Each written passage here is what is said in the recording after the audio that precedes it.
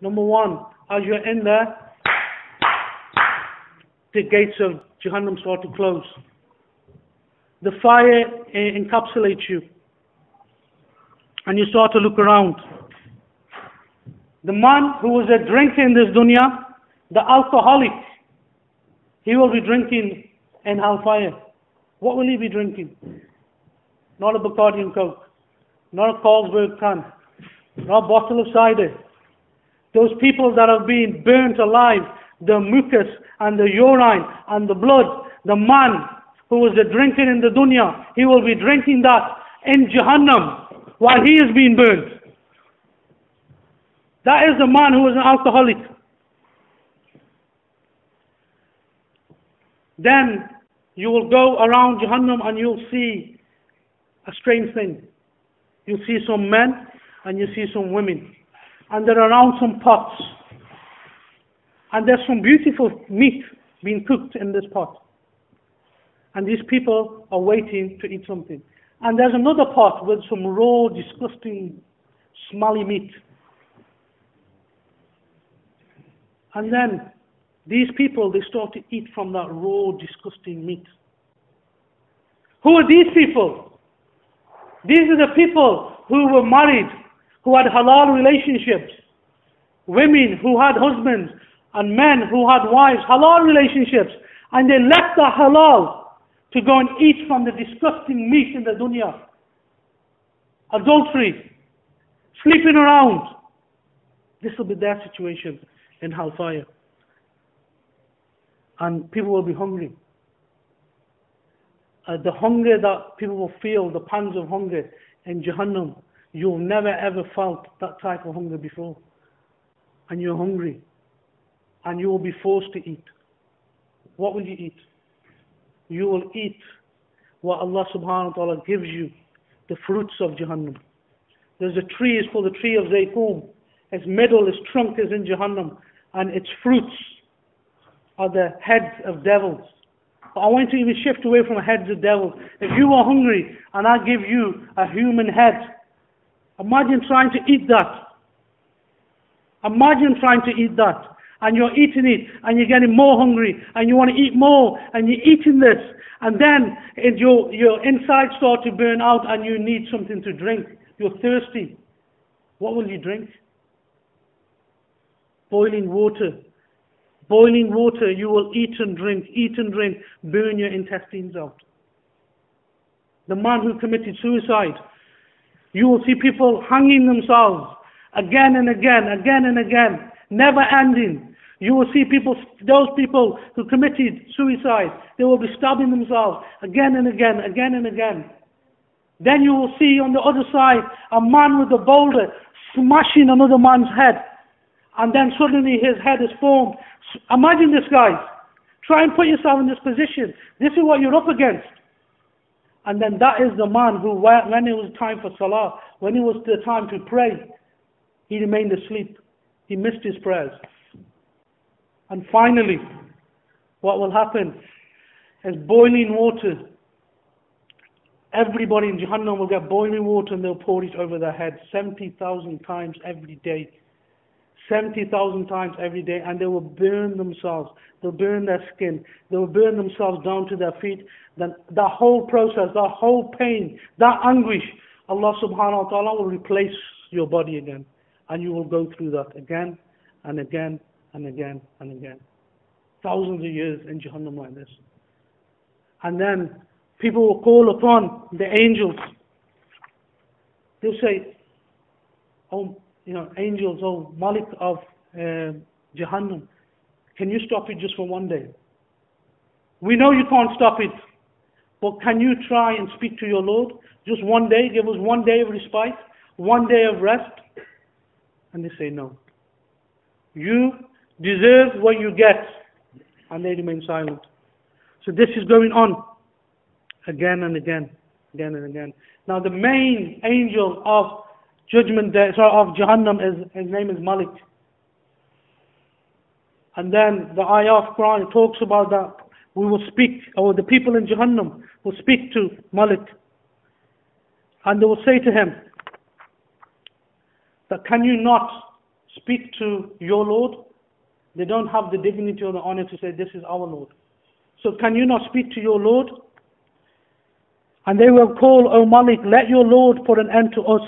He will say, indeed you will remain.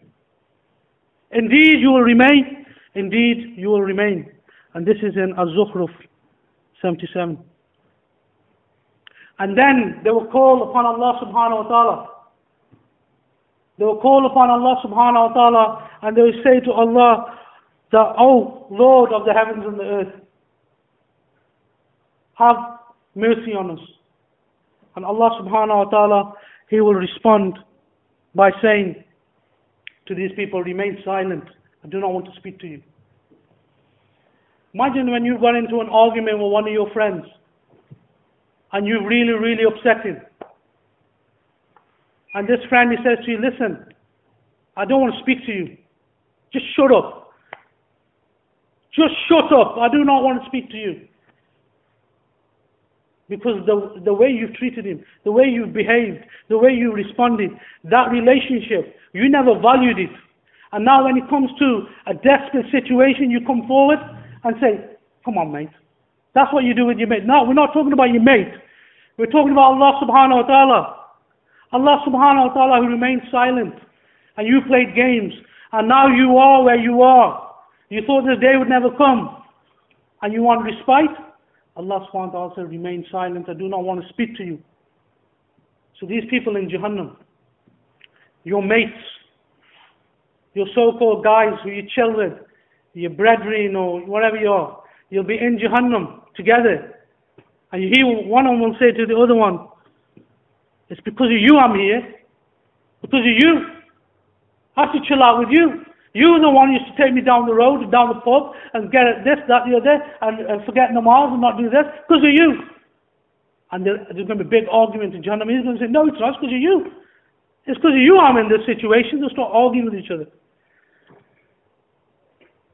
And then one of them will say, at length, one of them will talk about that, I wish that I was a distance, that the distance between the east and the west, I wish I'd kept this type of distance away from you. Then Iblis will come. And both of them and the Jahannam will unite and say, it's because of you we're in this situation. Because of you we are being tortured. And we're facing this terrifying punishment of Allah subhanahu wa ta'ala. And Iblis will say, yes, I am a deceiver. I said what I said. But it's because of your own actions you are where you are. You're facing what you're facing because of your own arrogance. Because you knew about the Quran, you knew about Allah subhanahu wa ta'ala, why did you listen to me? Why did you do what I asked you to do? Why did you disobey your Lord? Deal with the consequences. You are where you are because of what you did.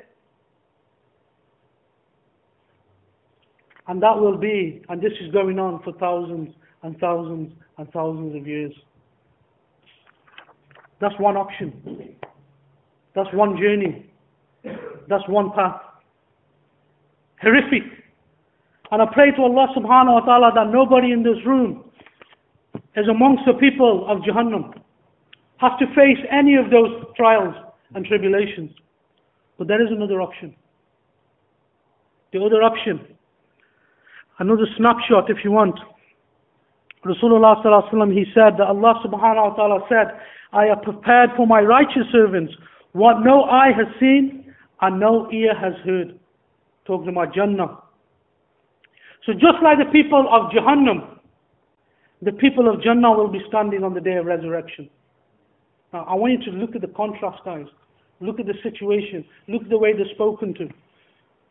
These people are given their deeds in the right hand. So when the people were given the deeds in the left hand, people in Jahannam, they fell down on their knees. They knew then. Some of them had to be dragged from their knees. The people of Jannah, they're jumping for joy. We've got Jannah. What a joyous occasion. You can see it on their faces. You know when somebody's happy, you see it on their face. They are rejoicing. We are people of Jannah. And they're going in their crowds. And remember the people of Jahannam, how they faced the gatekeepers of Jahannam. Those big, scary angels. These people will go to a Jannah. And the Jannah, the doors of Jannah will open.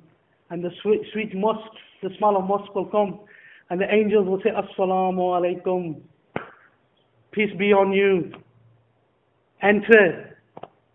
And they enter Jannah, and they walk into Jannah. And as they walk into Jannah, and there's many gates, 8 gates to Jannah. So there's 7 to Jannah, 8 gates to Jannah. One of those gates is the gate of Al-Rayyan. That gate is specially made for those individuals who have fasted. So those people who are fasting, they will go through the gate of Al-Rayyan. So they'll go into Jannah. And in Jannah, you will eat in Jannah as well. Those people are eating from the tree of Zaytun, those devils' heads, boiling water. So they'll go into Jannah, and the first thing they're given is fish. And some of you guys might think, oh, I don't like fish. This is not the fish of the dunya. This is not the fish from the ocean kebab house or Zaka kebab house. A bit more fresher than that. Yeah? This fish, who has it been prepared by? Allah subhanahu wa ta'ala. And you will eat this fish. And after that fish, your main course, and it might be difficult because you're fasting, guys, but we'll have to, inshallah, bear with it. This is the time for sacrifice, inshallah. The bull, there's like a buffalo that's been grazing in Jannah, grazing on the plants of Jannah.